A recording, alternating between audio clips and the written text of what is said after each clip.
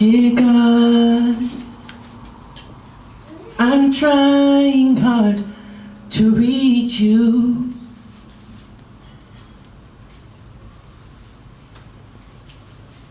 Dear God, I see your face in all I do.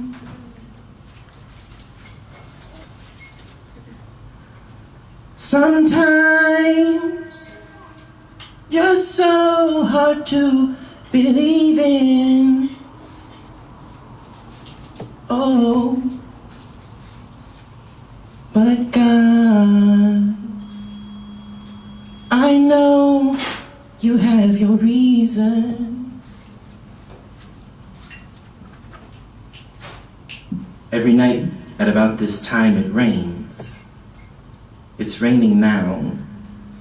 The sound of raindrops parachuting from the sky like a stampeding herd of fallen angels and hitting the tops of things down below reminds me of belly-aching, joyous laughter.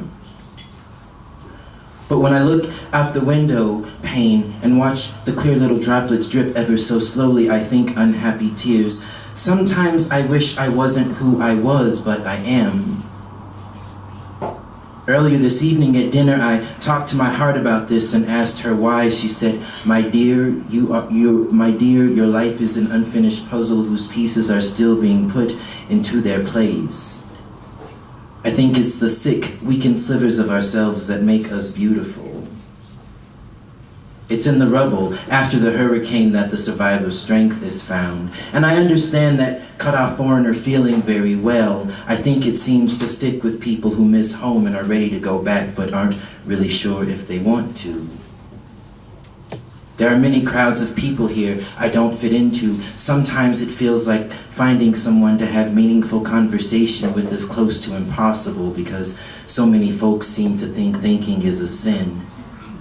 I'm grateful for books. Love. In my way of seeing, there is no love without understanding. There's no me without you or anyone else. This place is a sad place, but it's also an alive and beautiful place that will grow you to the point of blossoming if you let it. Or it will swallow you up whole and make you forget you ever even tried to exist. The magic thing about it, like everything else in life, is in the ability to choose who we are and will be. Honestly, it's terribly scary, but it's all there is. Love. But what is love? I want to know. That's why I dropped out of seminary. The professors' minds were overflowing with felled forests, their hearts desert sands praying for rain with words that left my insides feeling cold and rigor mortis. Since then, I've traveled and been many places, and I've learned that places are places because people are in them, and that people are beautiful, but that beautiful is only good when we stay alive to the fact that all of our hearts are stained by hurt, and we help each other scrub them clean with wire sponges and scouring cleanser. I am a pilgrim journeying. This is as far as I've gotten. Love. The comforts of language are true and deep, right? And I'm by no means a perfectionist. I'm just trying to figure out who I am. I believe in the process of things, especially human beings and flowers. That's why I write, because if I didn't, I feel like I'd disappear, and sometimes I do. Then I usually find myself on my day off in the back of a cab on my way to the bookstore, wondering what it'd be like to be a butterfly or some other something. I am a silly man, sometimes maybe even foolish, but I trust myself, and that has never failed me.